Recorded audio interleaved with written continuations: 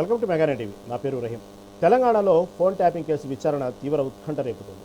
BRS working president KTR కొద్దిసేపటి క్రితమే జూబ్లీహిల్స్లోని SIT కార్యాలయానికి చేరుకున్నారు. కేటీఆర్ విచారణకు హాజరవుతున్న నేపథ్యంలో జూబ్లీహిల్స్ పరిసరాల్లో పోలీసులు భారీ బందోబస్తు ఏర్పాటు చేశారు. కాగా పోలీసుల ఆంక్షలను నిరసిస్తూ మాజీ మంత్రులు ఎర్రబెల్లి దయాకర్రావు, కొప్పుల ఈశ్వర్ రోడ్డుపైన బైఠాయించి నిరసన వ్యక్తం చేశారు. విచారణకు వెళ్లే ముందు మీడియాలో మాట్లాడిన కేటీఆర్ తాను ఎలాంటి తప్పుడు పనులు చేయలేదని, ఎన్నికల హామీల నుంచి ప్రజల దృష్టి మళ్లించేందుకే ప్రభుత్వం ఇలాంటి డ్రామాలు ఆడుతుందని మండిపడ్డారు. ప్రస్తుతం జూబ్లీహిల్స్ పోలీస్ స్టేషన్ పరిసరాల్లో భారీగా పోలీసులు మోహరించారు.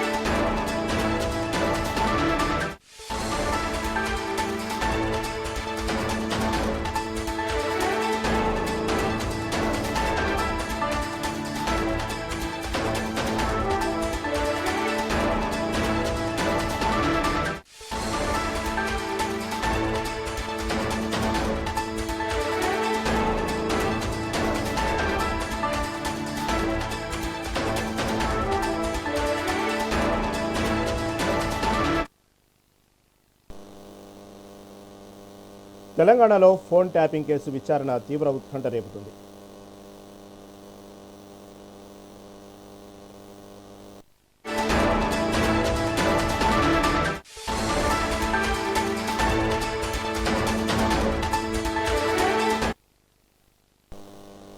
తెలంగాణలో ఫోన్ ట్యాపింగ్ కేసు విచారణ తీవ్ర ఉత్కంఠ రేపుతుంది. బీఆర్ఎస్ వర్కింగ్ ప్రెసిడెంట్ కేటీఆర్ కొద్దిసేపటి క్రితమే జూబ్లీహిల్స్లోని సిట్ కార్యాలయానికి చేరుకున్నారు.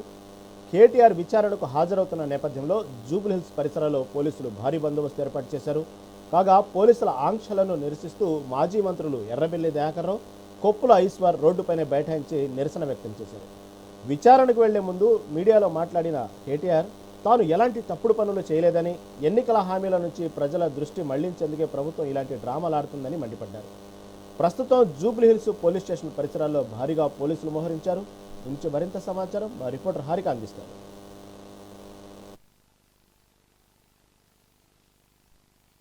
సంచలనం సృష్టించిన ఈ ఫోన్ ట్యాపింగ్ వ్యవహారం ఏడికింత ఇక్కడ అంటే తెలంగాణలో ఇది స్ట్రాంగ్ అయినప్పటికీ, సంచలనం సృష్టించినప్పటికీ ఇప్పుడు నీరు గారుతుందా అని అంటే అవుననే చెప్తున్నారు ఇక్కడ తెలంగాణ బీఆర్ఎస్ నేతలు.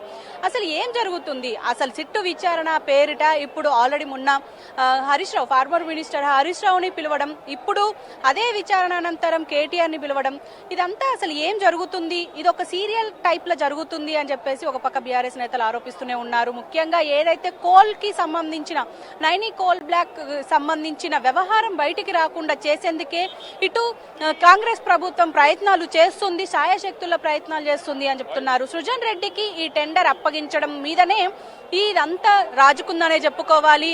సో ఇంకాసేపటి క్రితమే ఇందాక కేటీఆర్ బయలుదేరారు ఇటు విచారణ అనంతరం. అయితే ఈ విచారణకు సంబంధించి అంటే ఏదైతే సిట్ 11 గంటలకి హాజరు కావాలని నోటీసులు ఇచ్చిందో సిఆర్పిసి 160 ప్రకారం సాక్ష్యం చెప్పడానికి పిలిచినప్పటికీ 7 గంటలు అంటే దాదాపు సాయంత్రం నైట్ వరకు కూర్చోబెట్టుకుంటున్నారని మాత్రం ఇటు బీఆర్ఎస్ క్యాడర్ మాత్రం ఆరోపిస్తూనే ఉంది. అంటే ముఖ్యంగా విమర్శిస్తుంది అనే చెప్పుకోవాలి. ఏదేమైనప్పటికీ ఈ రోజు 11 గంటలకి ఆల్రెడీ ఇటు కేటీఆర్ బయలుదేరారు. ఆల్రెడీ అక్కడ సిట్ విచారణకి హాజరు కావాలి అని చెప్పేసి వెళ్లారు.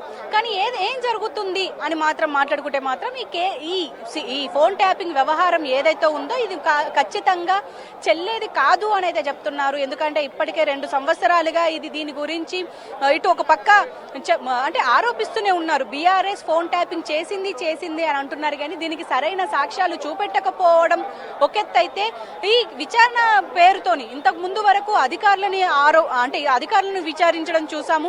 ఇప్పుడు డైరెక్ట్ గా బీఆర్ఎస్ హయాంలో ఎవరెవరైతే మంత్రులుగా ఉన్నారో, ఎవరెవరైతే కీలక నేతలుగా ఉన్నారో వాళ్ళని ఇప్పుడు పిలుస్తున్నారు. అందులో ముఖ్యంగా మొన్న ఫార్మర్ మినిస్టర్ హరీష్ రావుని పిలవడం, ఈ రోజు బీఆర్ఎస్ వర్కింగ్ ప్రెసిడెంట్ కేటీఆర్ ని పిలవడంతో ఇంకా ఇది ముదురుతుందనే చెప్పుకోవాలి. అంటే ఒక పక్క ఇది సంచలనం సృష్టించిన ఫోన్ ట్యాపింగ్ వ్యవహారం అయినప్పటికీ కూడా దీన్ని నీరుగార్చే ప్రయత్నం జరుగుతుందనంటే ఎస్ అనే చెప్తున్నారు బీఆర్ఎస్ కార్యకర్తలు కావచ్చు, నేతలు కావచ్చు. ముఖ్యంగా ఏదైతే ఈ నైని కోల్ బ్లాక్ కావచ్చు, లేకపోతే ఇంకా సింగరేణిలో జరుగుతున్న అవకతవకలని దాన్ని దృష్టిలో పెట్టుకొని ఇప్పుడు ఇలా చేస్తున్నారనే చెప్తున్నారు. అయితే ఇక్కడ కూడా మనం బీఆర్ఎస్ నేతలతో మాట్లాడించే ప్రయత్నం కూడా చేయాలి మనము. అయితే ఇప్పుడు ప్రస్తుతం మనతో పాటు రాకేష్ రెడ్డి గారు ఉన్నారు. సార్, మీరు చెప్పండి, ముఖ్యంగా ఏదైతే అంటే మొన్న చూసాము హరీష్ రావుని పిలవడం, ఆయనను విచారించడం, అంతసేపు ఉంచుకోవడంతో పెద్ద విమర్శలు పొందుతుంది కాంగ్రెస్ ప్రభుత్వం. అయినా ఇప్పుడు మళ్ళీ సిట్టు విచారణ పేరుతో ఇప్పుడు కేటీఆర్ కి అదే సిఆర్పిసి 160 ఇవ్వడం, అసలు ఏం జరుగుతుంది అని అంటారు? మేతకు మరిగిన దున్నపోత ఎట్లయితే దున్నును మర్చిపోతుందో, స్కామ్లకు మరిగినటువంటి కాంగ్రెస్ పార్టీ నాయకులు కూడా పరిపాలన మర్చిపోయిన వారు. పరిపాలన చేత కాదు, పాలన మర్చిపోయి ఫ్రస్ట్రేషన్లో వాళ్ళు తొండలు పట్టలేక సతమతమైతే ఉన్నారు పాపం. ఎందుకంటే తెల్లారు లేస్తే తొండలు దొరిచుడు తప్ప పరిపాలన లేదు కదా. ఆ తొండలు పట్టలేక సతమతమై ఈరోజు సిట్టు పేరు మీద డ్రామాలు ఆడుతున్నారు. ప్రభుత్వానికి డైరెక్షన్ ఇవ్వడం చేత కాదు, కానీ ఈ డైవర్షన్ గేమ్స్ ఆడడం మాత్రం బాగా తెలుసు వాళ్ళకి. గత 2 ఏళ్ల నుంచి ఫీజు రీయింబర్స్మెంట్ లేదు, స్కాలర్షిప్లు లేవు, బళ్ళల్లో చాక్పీసులు లేవు, ఆసుపత్రులలో మందులు లేవు, ఊర్లలో యూరియా లేదు, రైతు బంధు ఇచ్చినోడు లేడు, బోనస్ ఇచ్చినోడు లేడు. కానీ బీఆర్ఎస్ పార్టీ నాయకుల మీద ఎట్లా కేసులు పెట్టాలి, ఎట్లా కమిషన్లు వేయాలి, ఎట్లా విచారణకు పిలవాలి, ఎట్లా డైలీ సీరియల్లా నడిపియాలో వాళ్ళ బాగా తెలుసు. దీన్ని ప్రజలంతా కూడా గమనిస్తున్నారు. ప్రజలు కాంగ్రెస్ పార్టీకి ఓట్లు వేసింది బీఆర్ఎస్ పార్టీ మీద కేసులు పెట్టడానికో, బీఆర్ఎస్ పార్టీ నాయకులను విచారించడానికో, వాళ్ళని హరాస్ చేయడానికో కాదు, ప్రజలకు పరిపాలన అందించడానికి, 420 హామీలను నెరవేర్చడానికి, 6 గ్యారంటీలను ఫుల్ఫిల్ చేయడానికి. ఇది మర్చినటువంటి కాంగ్రెస్ పార్టీ ఈరోజు కేవలం కక్ష తీర్చుకోవడానికే ప్రజలు మాకు ఓట్లేసిందన్న చందంగా వాళ్ళు పరిపాలన చేస్తున్నారు. ఇది చాలా దురదృష్టకరం, చాలా దుర్మార్గం అనేటువంటి వాస్తవాన్ని ఈ సందర్భంగా మేము మనవి చేస్తున్నాము.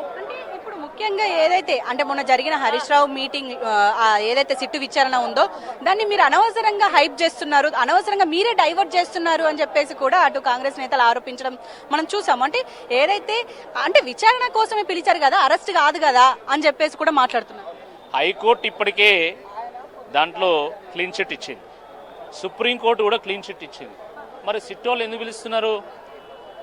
సిట్టు హైకోర్టు కంటే సుప్రీంకోర్టు కంటే పెద్దది కాదు కదా.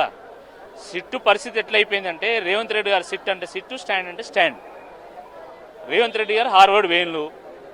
అసలు ప్రజలు ప్రభుత్వం ఉన్నట్టు కూడా ఎవరు గుర్తిస్తలేడు, పరిపాలన లేదు. కాబట్టి ఈ వారం రోజులు టైంపాస్ చేయాలి. ఎట్లా టైంపాస్ చేయాలి?